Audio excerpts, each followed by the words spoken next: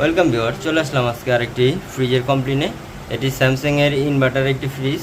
এটাতে ম্যানুয়াল করা হয়েছে। আমি আপনাদেরকে দেখাই, এই কাজটি করছিল আরেকজনে, তো উনি কমপ্লিট করতে পারেনি। আমি এখানে এসে যেইভাবে লাইনটি করছে আমি তো দেখে মোটামুটি অবাক, এভাবে আমি কখনো দেখি নাই কাজ করতে। তো দেখেন এখানে ডবল ক্যাপিলারি দিছে এবং এখানে সাকশনের যে লাইনটা, এই সাকশনের লাইনটা দিয়ে এখান থেকে নর্মালে গেছে এক পাইপ এবং ডিপে গেছে এক পাইপ। এখান থেকে জোড়া হয়েছে, এই দেখেন এখান থেকে জোড়া হয়েছে। আমি কখনো এভাবে দেখিনি কাজ করতে। আগে আমরা জানি যে সাকশন থেকে ডিপে যায়, ডিপ ঘুরে নর্মালে এসে তারপরে এসে স্টেনারে লাগে, এইভাবে আমরা কানেকশন সবসময় জানি। কিন্তু এই জায়গার কানেকশনটা ভিন্নভাবে করছে। তো এটা কী কারণে করছে আমি বুঝতে পারলাম না। তো এই ফ্রিজটি এখনও পর্যন্ত কমপ্লিট করতে পারে নাই, এর জন্য আমি আসা এখানে। আমি এখন চেক আপ দিতেছি যে কি কি সমস্যা। তো ওনারা বলছে যে গ্যাস ভরা সব লাইন ঠিক আছে, কিন্তু ফ্যানের সমস্যা। তো আমি এখানে একটি জিনিস আপনাদেরকে দেখাই, ফ্রিজটি খুলে।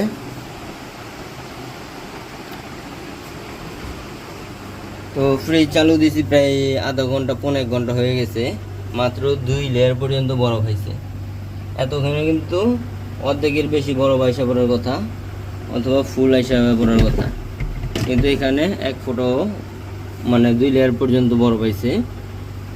দেখাই আপনাদেরকে, এই 1 লেয়ার আর এই 1 লেয়ার, এখানে 2 লেয়ার পর্যন্ত বরফ আইছে, আর আহে বরফ। তাহলে এটা কীভাবে ঠান্ডা হবে? ডিপে যদি একটু ঠান্ডা থাকে তাহলে তো ডিপে কোনোক্ষণই বরফ হবে না। এবং নর্মালে কিন্তু মোটামুটি ঠান্ডা বেশি, ডিপে থেকে নর্মালে ঠান্ডাটা বেশি।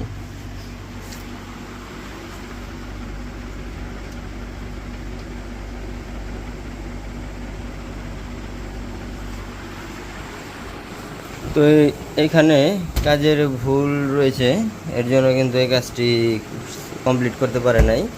আর এখানে ছিল বড় একটি ফ্যান মোটর, এখানে এখন লাগানো হয়েছে ছোট ফ্যান মোটর। এখন ফ্যান মোটরটাও কিন্তু নষ্ট হয়ে গেছে। আপনার হয়তো আগে 12 ভোল্টের ছিল, 12 ভোল্ট, এখন হয়তো কম ভোল্ট লাগানো হয়েছে, যার কারণে ফ্যানটি নষ্ট হয়ে গেছে। ফ্যান কিন্তু এখন একটু চলতেছে না। আর টাইমারের লাইনটা করছে, দেখি এখানে হিটার, রড হিটার আছে কিনা। টাইমারের লাইনটা যে করছে, এখানে কুলিং প্রোটেক্টর ব্যবহার করা হয়েছে এবং রড হিটার তো আমি দেখতেছি না।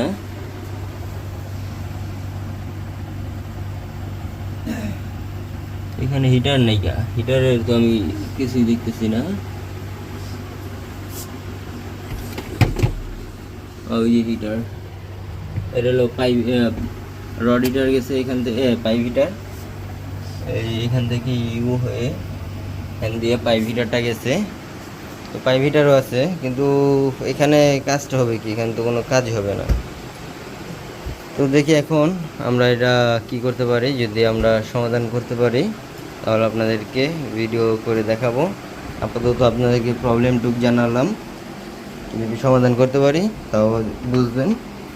এবং এখানে স্টেনার যে পরিমাণ হিটিং হয়েছে, এখানে কন্ডেন্সার লাগাইছি, দেখেন কতটুকু। 1 layer, 2 layer, 3 layer, 4 layer, 5 layer, 6 layer, 7 layer, 8 layer, 9 layer, 10 layer condenser. এত বড় একটা ফ্রিজের মধ্যে 10 লেয়ার কন্ডেন্সার লাগাইছি। আমরা হলে ম্যাক্সিমাম 15 লেয়ার, 12 লেয়ার কন্ডেন্সার দিতাম, আর এক্সট্রা 5 থেকে 7 ফিট পাইপ দিয়ে দিতাম। তো এখানে কিন্তু পুরাটাই কাজ ভুল। 10 লেয়ার কন্ডেন্সার দিয়ে এত বড় একটা ফ্রিজ কন্ট্রোল করা, যে কোনো মুহূর্তে কম্প্রেসার নষ্ট হয়েছে। কম্প্রেসার হিউজ পরিমাণ হিট হয়েছে।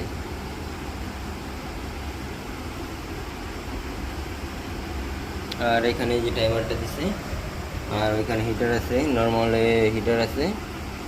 স্টেনার প্রচুর গরম। এখানে একটি ফ্যান মোটর লাগাই দিছে, এখানে একটা ফ্যান মোটর লাগাই দিছে। তো এই ছিল ভিডিওটি ভালো লাগলে লাইক করবেন, চ্যানেলটি সাবস্ক্রাইব করে ভিডিওটি শেয়ার করে দিবেন। আর যারা এই ধরনের ভুল করে, আশা করি তারা শুধরে যাবেন, এই ধরনের কাজ করবেন না। কাজ